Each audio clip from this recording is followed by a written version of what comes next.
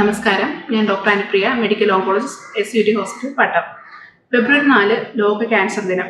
എന്നത്തെയും പോലെ തന്നെ ക്യാൻസർ രോഗികളുടെ ബുദ്ധിമുട്ടുകൾ മനസ്സിലാക്കുക, ക്യാൻസർ രോഗപ്രതിരോധം, അതുപോലെ തന്നെ ക്യാൻസർ ചികിത്സാ രീതികൾ, അതുപോലെ ക്യാൻസറിനെ പറ്റിയുള്ള അവബോധം ജനങ്ങളിൽ കൊണ്ടുവരിക എന്നുള്ള ലക്ഷ്യത്തോടു കൂടി ആണ് ലോക ക്യാൻസർ ദിനം ആഘോഷിക്കപ്പെടുന്നത്.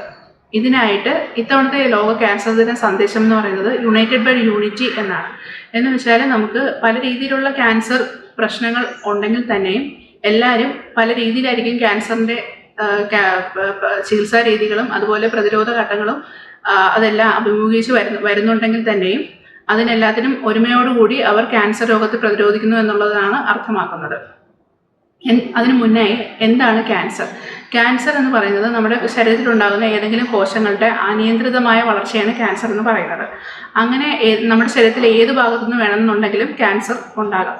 അപ്പം നമുക്ക് ക്യാൻസറിൻ്റെ രോഗലക്ഷണങ്ങൾ എന്ന് പറയുന്നത് പലതരത്തിൽ നമുക്ക് ക്യാൻസർ രോഗലക്ഷണങ്ങൾ ഉണ്ടാകാം. അതായത് ശരീരത്തിലുണ്ടാകുന്ന എന്തെങ്കിലും തരത്തിലുള്ള തടിപ്പുകൾ, പുതുതായി ഉണ്ടാകുന്ന മുഴകൾ, ഇവ വേദനയുള്ളതോ വേദനയില്ലാത്തവയോ ആകാം. അതുപോലെ തന്നെ നമുക്ക് യാതൊരു പ്രത്യേകിച്ച് കാരണമൊന്നും ഇല്ലാതെ തന്നെ ഉണ്ടാകുന്ന ഭാരക്കുറവ്, ക്ഷീണം, വിളർച്ച, അതുപോലെ എവിടെന്നെങ്കിലും ഉണ്ടാകുന്ന രക്തസ്രാവം, അതായത് നമുക്ക് ചുമയ്ക്കുമ്പോഴോ അല്ലെങ്കിൽ മലത്തിൽ കൂടിയോ ഒക്കെ പോകുന്ന ബ്ലഡ്, ഛർദിയിലുണ്ടാകുന്ന ബ്ലഡ്, അതുപോലെ ആഹാരം കഴിക്കുമ്പോഴുണ്ടാകുന്ന തടസ്സം, അതുപോലെ കോൺസ്റ്റിപ്പേഷൻ, അങ്ങനെയുള്ള കാര്യങ്ങളൊക്കെ നമുക്ക് ക്യാൻസറിൻ്റെ രോഗലക്ഷണങ്ങളായിട്ട് കണ്ടുവരാറുണ്ട്. അപ്പോൾ ഇങ്ങനെയുള്ള രോഗലക്ഷണങ്ങൾ ഉണ്ടെങ്കിൽ എത്രയും പെട്ടെന്ന് തന്നെ ഒരു ഡോക്ടറെ കണ്ട് എന്താണ് അതിനു വേണ്ടിയിട്ടുള്ള ചികിത്സ, അല്ലെങ്കിൽ എന്തുകൊണ്ടാണ് ഈ പ്രശ്നങ്ങൾ ഉണ്ടാകുന്നതെന്നുള്ള കാരണങ്ങൾ കണ്ടെത്തി അത് ക്യാൻസർ അല്ല എന്നുള്ള കാര്യം കൂടി നമുക്ക് സ്ഥിരീകരിക്കേണ്ട ആവശ്യമുണ്ട്. ഈ പറഞ്ഞ ലക്ഷണങ്ങൾ എപ്പോഴും നമുക്ക് ക്യാൻസറിലോട്ട് തന്നെ ആയിരിക്കില്ല വിരൽ ചൂണ്ടുന്നത്. അല്ലാതെയുള്ള കാരണങ്ങൾ കൊണ്ടും ഈ പറഞ്ഞ ബുദ്ധിമുട്ടുകൾ നമുക്ക് ഉണ്ടാകാറുണ്ട്. അപ്പോൾ ക്യാൻസർ സ്ഥിരീകരിച്ച് കഴിഞ്ഞാൽ പിന്നെയുള്ളത് ക്യാൻസറിൻ്റെ ചികിത്സാഘട്ടങ്ങളാണ്. ക്യാൻസറിൻ്റെ ചികിത്സാഘട്ടങ്ങൾ മെയിനായിട്ട് നമുക്ക് വരുന്നത് ശസ്ത്രക്രിയകൾ ഉണ്ടാകും, അതുപോലെ തന്നെ കീമോതെറാപ്പി ഉണ്ടാകും, റേഡിയേഷൻ, അങ്ങനെയുള്ള ചികിത്സകളായിരിക്കും കൂടുതലായിട്ട് ഉണ്ടാകുന്നത്. പൊതുവേ ഉള്ളൊരു മിഥ്യാധാരണ എന്ന് പറഞ്ഞാൽ ജനങ്ങളിൽ കാണപ്പെട്ടു വരുന്നതാണ്. അതായത് ഒരാൾക്കൊരു ക്യാൻസർ ഉണ്ടാകുക അയാൾ അല്ലെങ്കിൽ മറ്റൊരാളെ കമ്പയർ ചെയ്ത് എപ്പോഴും സ്വന്തം കാര്യം തീരുമാനിക്കുന്ന ഒരു മാനസികാവസ്ഥയാണ് എപ്പോഴും ജനങ്ങൾക്കുള്ളത്.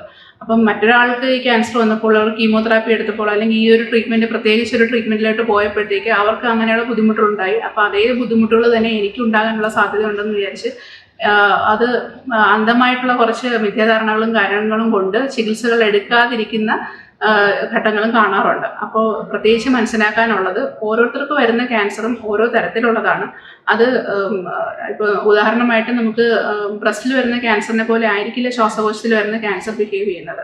ഓരോന്നിനും അതിൻ്റെതായ വ്യത്യാസങ്ങളുണ്ട്. അതുപോലെ തന്നെ ഓരോ അവയവത്തിൽ വരുന്ന ക്യാൻസറിനും അതിൻ്റെ പ്രകൃതത്തിലും സ്വഭാവത്തിലും വളർച്ചാ നിരക്കിലും ഒക്കെ വ്യത്യാസമുള്ളതിനനുസരിച്ച് അതിൻ്റെ ചികിത്സാ രീതികളും കാര്യങ്ങളും ഒക്കെ തന്നെ മാറിയായിരിക്കും വരുന്നത്. അപ്പോൾ ഒരാൾക്ക് ഒരേ അവയവത്തിൽ അസുഖത്തിന് ചിലപ്പോൾ സർജറി മാത്രം മതിയാവും, ചിലർക്ക് സർജറിയും അതിൻ്റെ കൂടെ കീമോതെറാപ്പിയോ റേഡിയേഷനോ അങ്ങനെയുള്ള കാര്യങ്ങളോ ഒക്കെ തന്നെ വേണ്ടി വരും. അപ്പോൾ ഓരോന്നും നിശ്ചയിക്കുന്നത് ആ അസുഖത്തിൻ്റെ സ്വഭാവത്തെയും അതുപോലെ അതിൻ്റെ സ്റ്റേജിനെയും ഒക്കെ അടിസ്ഥാനപ്പെടുത്തിയിട്ടായിരിക്കും ചികിത്സാ രീതികൾ നിർണ്ണയിക്കപ്പെടുന്നത്. പിന്നെ ക്യാൻസർ ചികിത്സയുടെ മിഥ്യാധാരണകൾക്ക് പുറമേ തന്നെ നമുക്ക് ഏറ്റവും ഇമ്പോർട്ടൻ്റ് ആയിട്ട് ശ്രദ്ധിക്കാനുള്ള കാര്യം എന്ന് പറഞ്ഞാൽ എത്രയും പെട്ടെന്ന് അല്ലെങ്കിൽ ഏർലി സ്റ്റേജിലെ ക്യാൻസർ ഡിറ്റക്ട് ചെയ്യുക എന്നുള്ളതാണ്. അതിനായിട്ടാണ് നമുക്ക് സ്ക്രീനിങ് പരിപാടികളും കാര്യങ്ങളും ഉള്ളത്.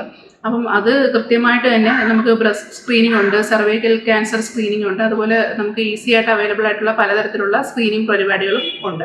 അപ്പോൾ അതെല്ലാം ചെയ്യുകയാണെന്നുണ്ടെങ്കിൽ നമുക്ക് നേരത്തെ തന്നെ ക്യാൻസർ ഡിറ്റക്ട് ചെയ്യാനും അതുപോലെ ക്യാൻസർ നേരത്തെ ഡിറ്റക്ട് ചെയ്ത് കഴിഞ്ഞാൽ ഏർലി സ്റ്റേജ് ആണെന്നുണ്ടെങ്കിൽ അവ പൂർണ്ണമായിട്ടും ചികിത്സ ഭേദമാക്കാൻ പറ്റുന്നുള്ള കാര്യം നിങ്ങളിലേക്ക് എത്തിക്കുകയാണ്. അതുപോലെ ഈ മേൽപ്പറഞ്ഞ ക്യാൻസർ ലക്ഷണങ്ങൾ ഉണ്ടെങ്കിൽ അവ ഒന്നുകൂടി ഡോക്ടറെ കണ്ട് അത് സ്ഥിരീകരിക്കുകയോ അത് കുഴപ്പമില്ല എന്നുള്ള കാര്യം ഉറപ്പുവരുത്തേണ്ടത് അത്യാവശ്യമാണ്.